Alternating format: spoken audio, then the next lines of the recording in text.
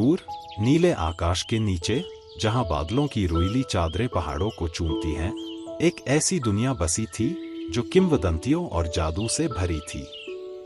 यह थी आर्यावर्त की भूमि, जहां वीर योद्धाओं की तलवारें गरजती थीं और देवताओं की कृपा से धरती धन धान्य से परिपूर्ण थी। आर्यावर्त में एक छोटा सा गांव था, स्वर्णपुर, जहां सूरज की किरणें सबसे पहले पहुंचती थीं और जहां के लोग अपनी सरलता और ईमानदारी के लिए जाने जाते थे। स्वर्णपुर में ही रहता था एक युवा लड़का, अर्जुन। अर्जुन एक साधारण किसान का बेटा था, लेकिन उसकी आंखें असाधारण सपनों से भरी थी। वह घंटों गांव के बाहर खुले मैदानों में बैठकर आकाश को निहारता, पक्षियों को उड़ते देखता और कल्पना करता कि एक दिन वह भी इन पक्षियों की तरह स्वतंत्र होकर उड़ान भरेगा। अर्जुन के गांव में एक प्राचीन किंवदंती प्रचलित थी। कहा जाता था कि सदियों पहले देवताओं ने आर्यावर्त की रक्षा के लिए एक उड़ता हुआ सांड भेजा था, जो बुराई के खिलाफ लड़ता था और जरूरतमंदों की मदद करता था। यह सांड शक्ति और न्याय का प्रतीक था और स्वर्णपुर के लोग हर वर्ष उसकी पूजा करते थे ताकि वह उनकी रक्षा करे। एक दिन स्वर्णपुर पर एक भयानक संकट आ पड़ा। दुष्ट राजा कालनेमी, जो अपनी क्रूरता और अत्याचार के लिए कुख्यात था, ने स्वर्णपुर पर आक्रमण कर दिया। उसकी विशाल सेना गांव की ओर बढ़ रही थी और स्वर्णपुर के लोग भय से कांप रहे थे। कालनेमी का लक्ष्य था स्वर्णपुर के खजाने को लूटना और गांव के लोगों को गुलाम बनाना। स्वर्णपुर के लोगों ने राजा से मुकाबला करने की भरसक कोशिश की, लेकिन कालनेमी की सेना बहुत शक्तिशाली थी। गांव के योद्धा हारने लगे और निराशा छाने लगी। अर्जुन, जो अभी भी छोटा था, यह सब देखकर व्याकुल हो गया। उसने गांव के लोगों को हारते हुए देखा और उसके मन में एक अजीब सी भावना जाग उठी, एक ऐसी भावना जो उसे कुछ करने के लिए प्रेरित कर रही थी। अर्जुन ने गांव के मंदिर में जाकर उड़ते हुए सांड की प्रार्थना की। उसने अपनी पूरी श्रद्धा और विश्वास के साथ देवता से मदद मांगी। उसने कहा, हे उड़ते हुए सांड, हमारे रक्षक, कृपया हमारी मदद करें। दुष्ट राजा हमारे गांव को नष्ट करने आ रहा है, हमें बचाओ।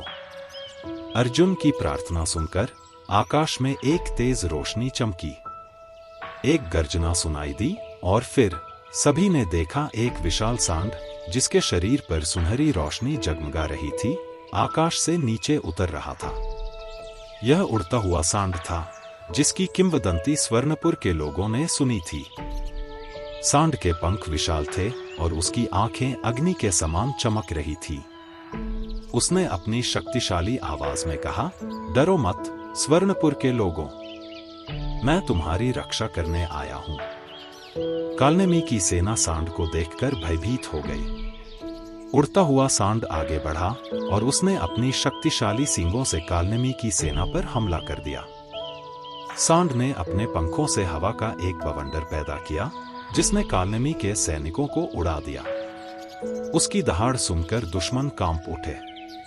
अर्जुन ने देखा कि सांड अकेला ही पूरी सेना से लड़ रहा है।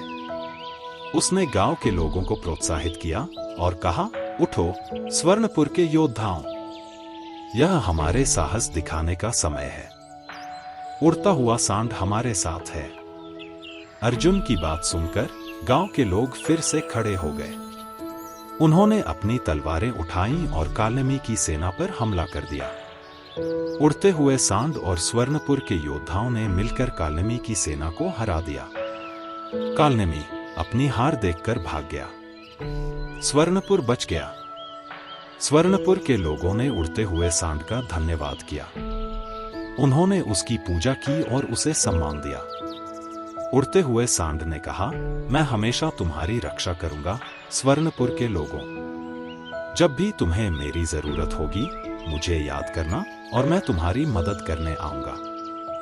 फिर उड़ता हुआ सांड आकाश में उड़ गया और बादलों में गायब हो गया। स्वर्णपुर के लोगों ने खुशी से जयकारे लगाए। अर्जुन, जिसने उड़ते हुए सांड को बुलाया था, गांव का नायक बन गया।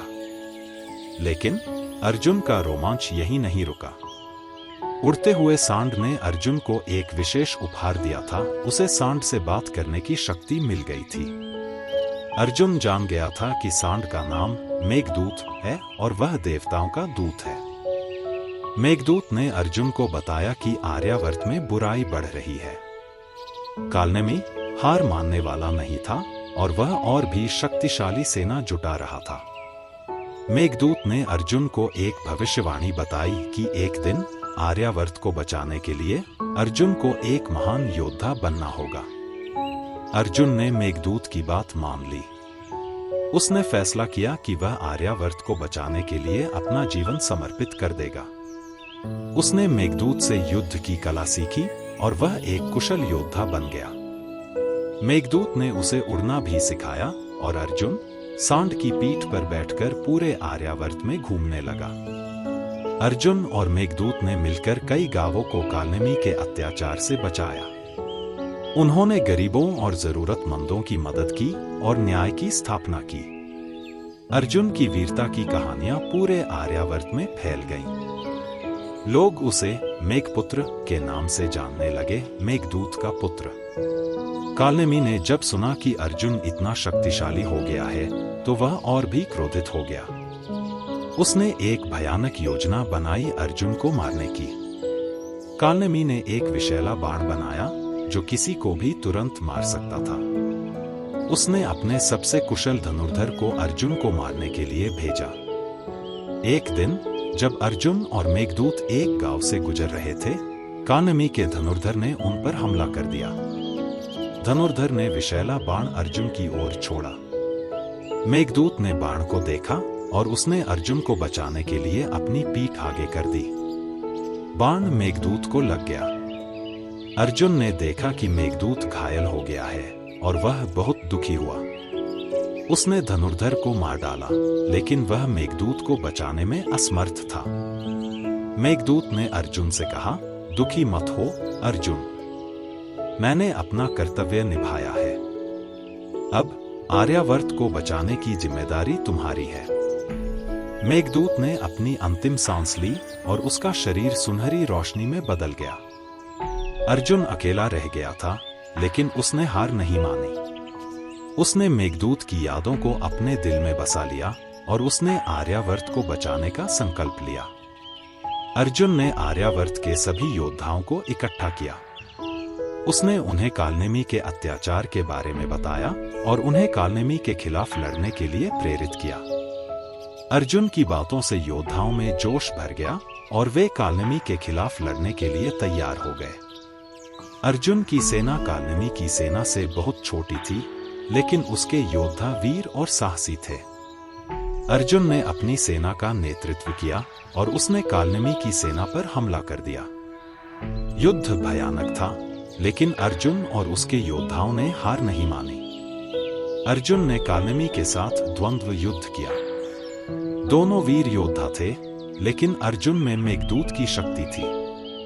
अर्जुन ने कालनेमी को हरा दिया और आर्यावर्त को उसके अत्याचार से मुक्त कर दिया। अर्जुन आर्यावर्त का राजा बन गया।